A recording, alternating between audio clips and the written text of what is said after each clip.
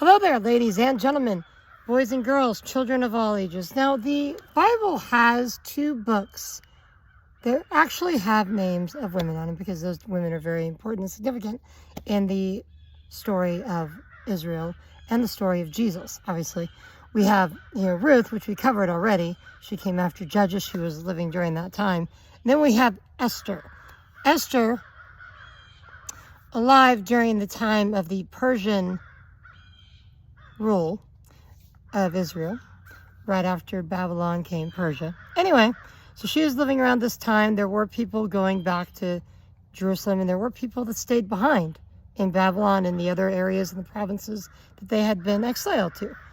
So Esther talks about a Jewish young lady who was put in a position by God to protect her people in a very miraculous way. Really, really, really true.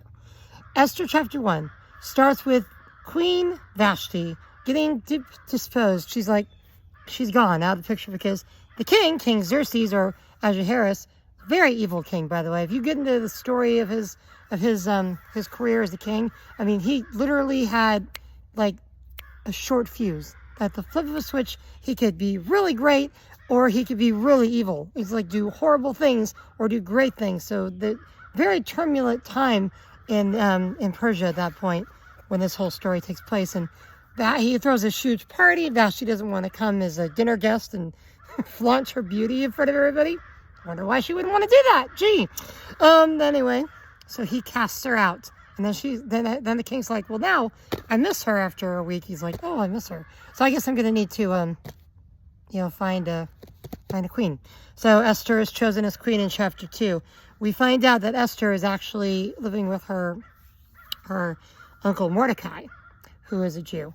And he finds out that Esther's being chosen. So he's like, don't tell the king that you're Jewish. We need to keep that a secret because we know the Jews are not necessarily liked, and we don't want you to get in trouble, but we do want you to have, the ability to go in there and do what God is apparently telling you to do. So Esther is selected as queen.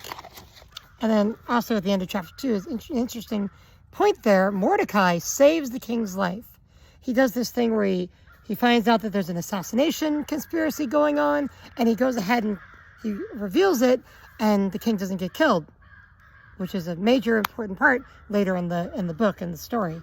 Then you have chapter 3, Haman, which whenever they tell the story of Esther, whenever they read this story in the Jewish communities, anytime the word Haman comes up, the children and the people, all of them, are taught to go, like he's a snake, he's evil, he's like Satan back to them at that point. He was trying to destroy the Jews, and at this point he was wanting to.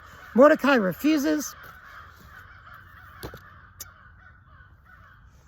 Mordecai refuses to bow down before Haman because that's not what we do. We worship God. We don't worship people.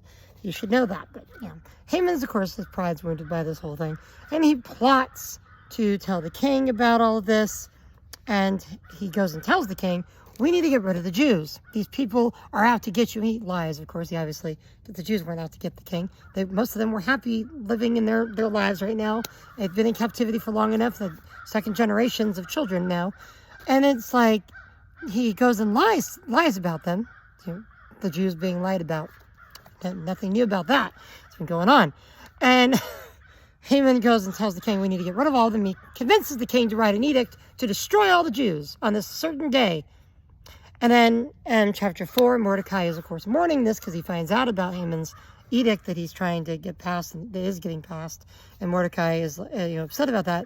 And Esther sees Mordecai and is like, because she's the queen now, and she finds out about it. And Mordecai tells her to step up.